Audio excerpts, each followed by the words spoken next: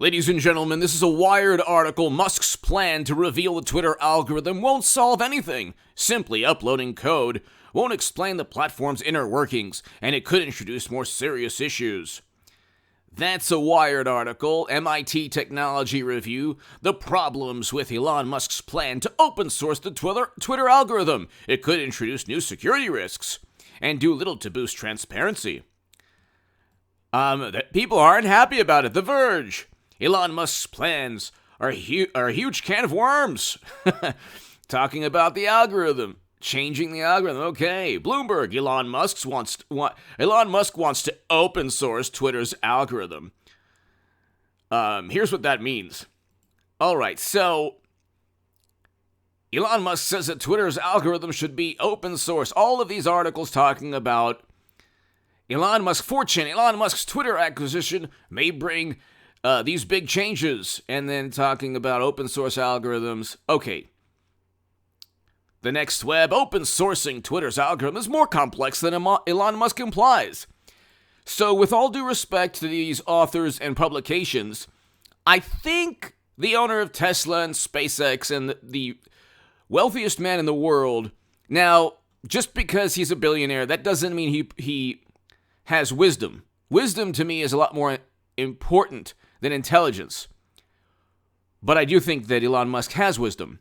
I think that he knows that our rights as Americans are being infringed upon by one political party controlling social media algorithms, controlling Twitter in this case, to call anything mis or dis type of information, and I have to speak in a peculiar manner because of the way things are on this platform, but anything referred to as mis or dis type of information is essentially what Democrats disagree with. If the government says something and Democrats agree with it, it's the correct way to look at things, and if you disagree, oh my God, people are going to be harmed, and that's called mis or dis type of information, and you must be suspended. You're going to be kicked off of the platform because lives are at stake. Meanwhile, they move the goalposts on every topic, every issue. Oh, Trump was installed by the Kremlin. Well, he had contacts. Well, it was, we had to investigate. Do this, and everything will be okay. Now do that. Now do this. End of the economy. Oh, it's too soon. It's too soon to open up. Trump, he's not listening to experts. What's this? Record highs in inflation? It's only temporary. It keeps continuing. What's this? A stock market crash that H.A. Goodman predicted? Hit subscribe to this channel, ladies and gentlemen. Hit subscribe to the Stock Market Crash channel.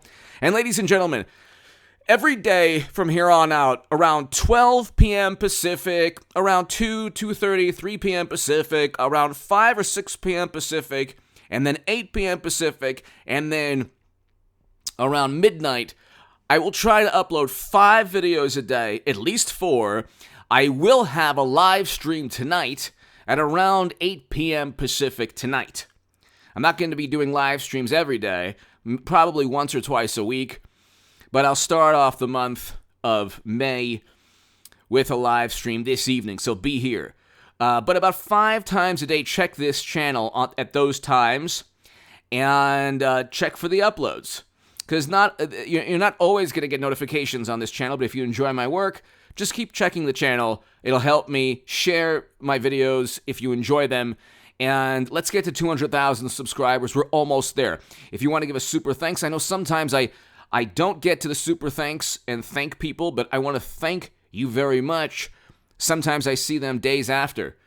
But thank you so very much. If you want to give a super thanks or your support on Patreon is so important. It's below in the pinned comment. Read my article in the Federalist predicting everything we're seeing in the stock market and the economy.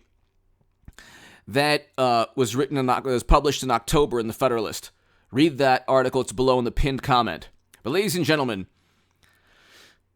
Elon Musk knows that Twitter is going to be used against him eventually. It is already being used against him. You have the Atlantic saying they're basically bundling him up with Donald Trump. And either Trump or DeSantis. I actually think I love Donald Trump.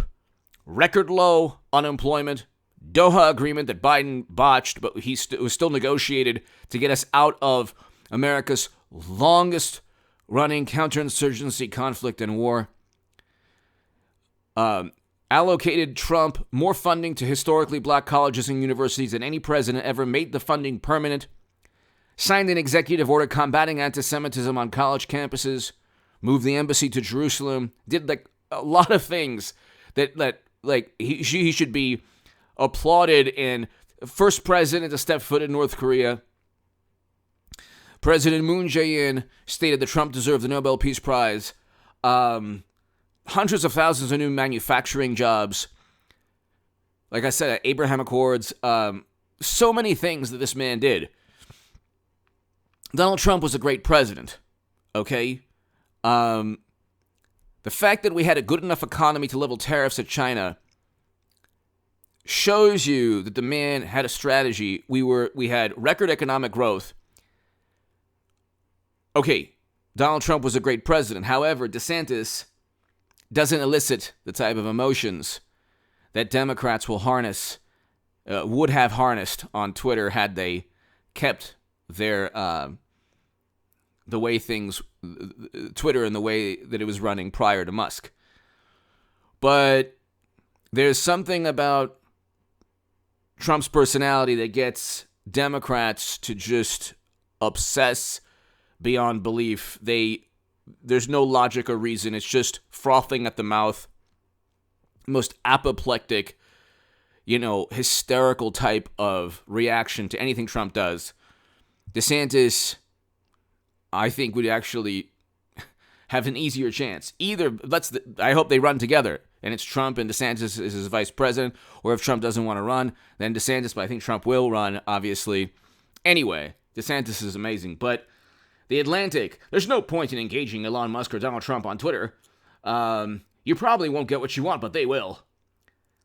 The reason that The Atlantic and other, like AOC, Elizabeth Warren, the whole Democratic Party, angry, indignant, wonderful, morally superior liberals on TikTok and, other platforms, I'm leaving Twitter. That is, the Washington Post, MSNBC, CNN, and Twitter, mainly the Washington Post and Twitter. Actually, Twitter was the most important platform. Democrats lived and breathed on Twitter. It was the lifeblood.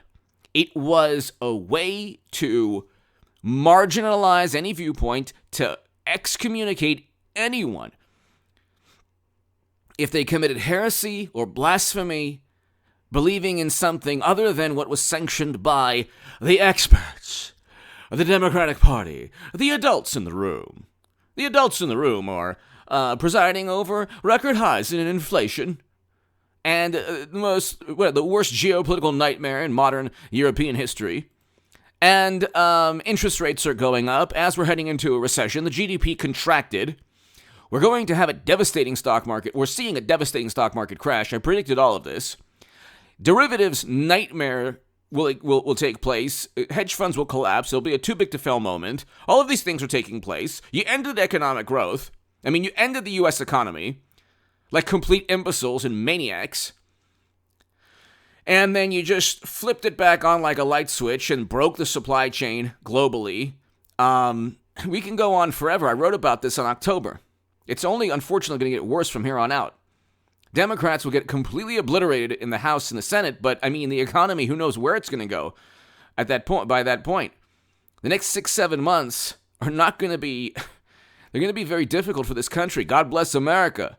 Save your money. If you're about to retire, you have no business being in the market, in my view. If you need the money, you have no business being in crypto or Bitcoin or stocks. That's just my humble take. I've been telling and warning everybody. But Elon Musk, what he's doing is allowing people to voice their opinion, because guess what? The government can be wrong. If you're a wonderful, highly educated, liberal Democrat who wants to save the planet as mashed potato brains Biden floods the economy with strategic oil reserves, so he jettisoned saving the planet real quick.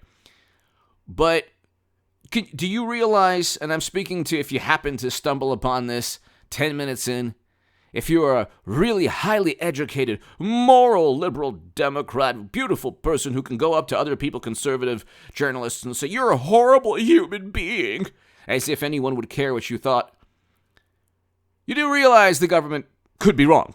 The government was always wrong with Trump. But what Democrats do is they appeal to authority only if the authority appeals to them.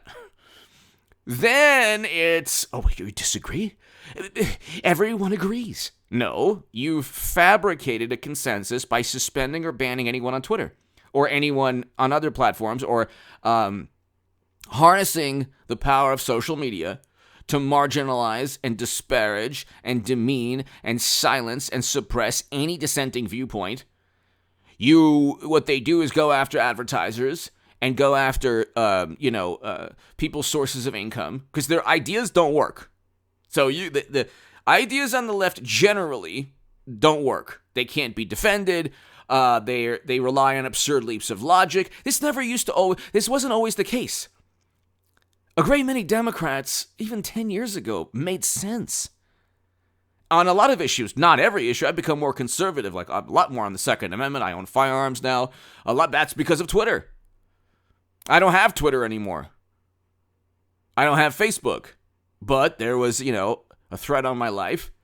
And so the police said, hey, you know what? And I went to Twitter, filed a police report on the Twitter handle. But see, again, that the police said, you know what you need to do? Second Amendment. Basically, and arm yourself.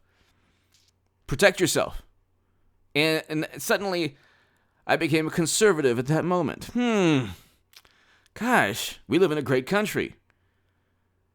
Of course, you have to call law enforcement, but until they arrive, you can defend yourself. But see, again, that mentality is, any tragedy that takes place, you have Alec Baldwin going after a Second Amendment organization, we don't have to name it, after he ended someone's life by not checking the firearm. But this is the typical, he's the epitome of a morally superior, wonderful liberal.